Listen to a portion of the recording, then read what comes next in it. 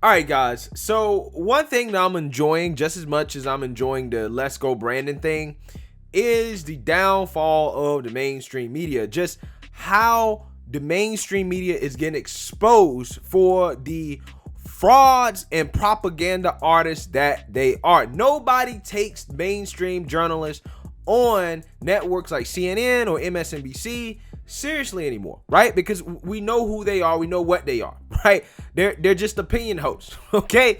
They're no different than Joe Rogan, okay? And again, I take Joe Rogan more seriously than they do, right? Because at least, you know, when I'm listening to the guy, I know that he feels the way he feels, right? So Brian Stelter, who has been getting called out, right, to his face by a whole lot of people, has once again been called out to his face for the BS and the propaganda that networks like CNN, the network he works for, pushes every single day, right? This time, it is by a former New York Times writer, Miss Bari Weiss, who has recently resigned from the newspaper because she feels that the world has gone mad. Part of the reason why she feels that the world has gone mad is because of mainstream media outlets like CNN that force people to self-censor themselves out of fear of cancellation. Everything now is about the narrative. Science is about narrative and politics over actual science. Everything is about identity. Everything is now woke, right? In the mainstream media, mainstream propaganda outlets like CNN and the New York Times are places that are pushing this, right? They're pushing us to a place where you only can have one view and one perspective, and everything else outside of that is demonized or deemed dangerous. So she takes Brian Stelter to task over this to his face. And I want you guys to listen to this conversation because it is probably one of the most fascinating conversations that I've heard in regards to a mainstream media propaganda artist being called out to his face by somebody who worked for the mainstream media over their BS. Take a listen. You write, there are tens of millions of Americans who aren't on the hard left or the hard right who feel the world has gone mad. So in what ways has the world gone mad? Well, you know, when you have the chief reporter on the beat of COVID for the New York Times talking about how questioning or pursuing the question of the lab leak is racist, the world has gone mad. When you're not able to say out loud and in public that there are differences between men and women, the world has gone mad. When we're not allowed to acknowledge that rioting is rioting and it is bad, and that silence is not violence, but violence is violence, the world has gone mad. When we're not able to say that Hunter Biden's laptop is a story worth pursuing, the world has gone mad. When, in the name of progress, young school children, as young as kindergarten, are being separated in public schools because of their race, and that is called progress rather than segregation, the world has gone mad. There are dozens of examples that I could share with you and with your viewers. And you often say, you say everyone allowed. sort of knows this, and you say we're not allowed, we're not able. between... Who's the people stopping the conversation? Who are they? People that work at networks, frankly, like the one I'm speaking on right now, who try and claim that, you know, it was racist to investigate the lab leak theory. It was. But I mean, who let's said just that take at an CNN? example. But I'm just saying, when you say allowed, I just think it's a provocative thing you say. You say we're not allowed to talk about these things, but they're all over the internet. I can Google them. I can find them everywhere. I've heard about every story you mentioned. Of course. So I'm just suggesting, of course, people are allowed to cover whatever they want to cover. But you and I both know, and it would be delusional to claim otherwise, that touching your finger to an increasing number of subjects that have been deemed third rail by the mainstream institutions and increasingly by some of the tech companies will lead to reputational damage, perhaps you losing your job, your children sometimes being demonized as well. And so what happens is a kind of internal self-censorship. This is something that I saw over and over again when I was at the New York Times. People saying to themselves, you know what, why should I die on that hill? Why should I take the 3 or 4 weeks that it takes to smuggle through an op-ed that doesn't suit the conventional narrative? I might as well commission the 5,000th op-ed saying that Donald Trump is a moral monster. What's going on is the transformation of these sense-making institutions of American life. It's the news media, it's the publishing houses, it's the Hollywood studios, it's our universities, and they are narrowing in a radical way what's acceptable to say and what isn't. And you and I both know there doesn't need to be an edict from the C-suite in order for people to feel that. All they need is to watch an example. Let me give you one example. Dorian Abbott is a geophysicist at the University of Chicago. He is absolutely brilliant, and he was slated to give the Carlson Lecture at MIT. It's an incredibly prestigious public lecture. But he was canceled from that lecture because of a Twitter mob. And what was his sin? Well, he argued that people should be hired on the basis of their merit and their individual, and their individuality, not based on their identity as a group. That was his thought crime. And for that, MIT, one of the most important research universities in the world, caved in a matter of 8 days. Now you can say to me, oh, that's cherry picking, oh, that's a one-off. What are the downstream effects of an example like that? Every other scientist, every other academic who's watching that is saying, wait, hold on. If he's being canceled for that, what does that mean for me? I might as well shut up. I might as well practice doublethink in the freest society in the history of the world. That is one of the great stories of our time, and that is the story that's been uncovered largely, not because of disinformation or not because they're lying about it, simply because they're ignoring it. It's disinformation by omission. So people know not to touch the stove. You're saying people are learning not to touch the stove, and thus the narrowing of the worldview is happening. So look, this is why I'm a subscriber to Common Sense. I think these subjects are really, really important, and we need to talk about them openly on TV and address what's happened.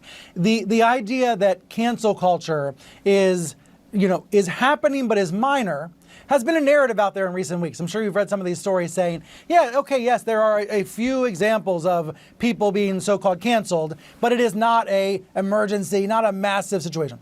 You are making the argument that because of self-censorship, cancel culture is pervasive. Is that a fair assessment? Yeah, I would say it's extraordinarily pervasive. And what I'm saying and what I find so interesting is that you don't need a strongman and you don't need an edict from the top in order for this to be felt in a very, very, very pervasive way. All you need. All right, guys, I'm going to tell you, Brian Stelter's reaction throughout that whole interview just pissed me off, right? Just look at his face just pissed me off. Right? First and foremost, he tries to play dumb, right? He tries to act like he's dumbfounded by what she's saying as if this man is not a part of the media, right? For example, at the beginning, he asked, well, who's the people that are not allowing people to have free speech? Who's the people that are shutting down different opinions and thoughts and stuff like that? And I'm like, bro, you know who she's talking about, right? She's talking about you, right? And I'm glad that she called him out and his network to his face, right?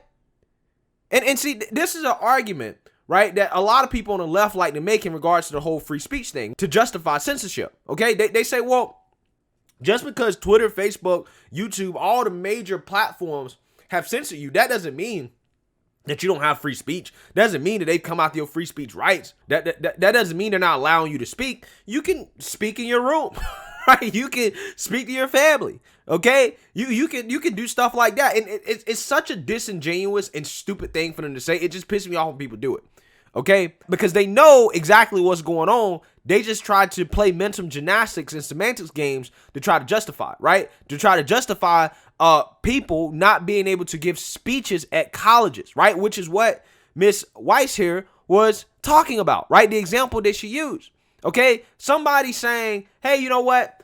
Maybe people should be given jobs based off their own merit, right? Maybe we should value meritocracy more, okay? Not giving people things based off their identity.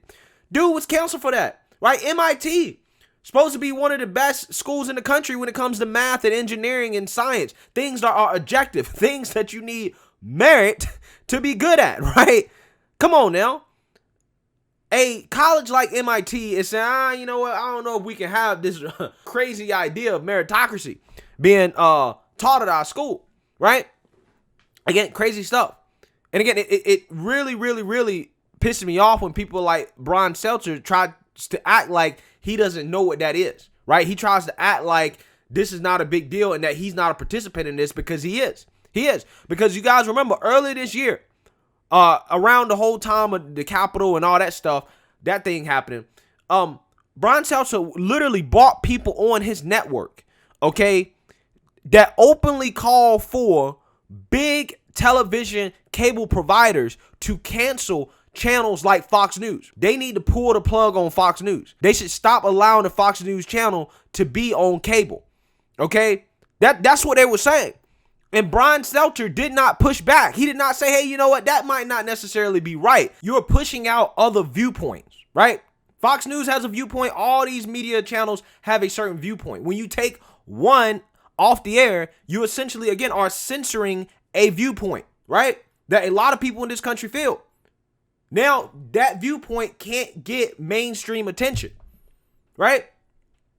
These are the same people. People like Don Lemon have openly called for more censorship from Facebook, Twitter, YouTube platforms. They openly call for it. What Don Lemon said the other day, he doesn't feel like people should be allowed to tell lies on social media, right? To say untrue things on social media, aka things that he doesn't like, right? They shouldn't be allowed to do that. Oh, Facebook and Twitter, they need to do more to censor misinformation, right?